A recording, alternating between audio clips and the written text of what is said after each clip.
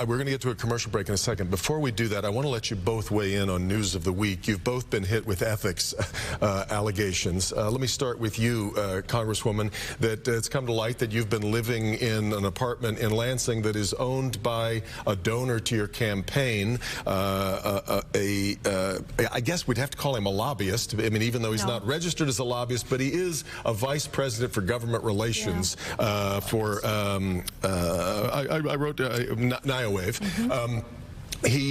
Which we come to, I mean, someone who's in government relations is basically a lobbyist. But the claim is that you've worked on behalf of that company. Is there anything that doesn't quite pass the smell test here? Honestly, this is like the political desperation. I rent at fair market value. I've shown my lease. He is a renter. He is someone who is renting his apartment. He is my landlord. And I think the thing that has really pushed me is that Tom Barrett has insinuated that I'm living with this man. If you believe I'm living with a man who is not my husband in the same apartment, just say it, man. Like, just come out. But I think that there is a push here that is beyond the normal. The idea that he is in government relations, 100%. I don't challenge that.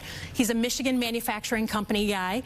But the idea that somehow there's something bad going on, if I weren't paying rent, that'd be one thing. But I'm paying full market rent. I want to get to your situation rather than let you both weigh in on those. Let me move to what you've been accused of this past week, which is that there's been a complaint filed against you that you used about $40,000 from money that was dedicated to your state Senate campaign and moved it into your federal campaign running for Congress, which federal election law frowns on mingling dollars that way. I guess the suggestion is that defrauds donors. You want to react to this? It's just totally meritless, of course, and it's an organization that's endorsed my opponent, contributed to her campaign, that's just causing frivolous, complaints.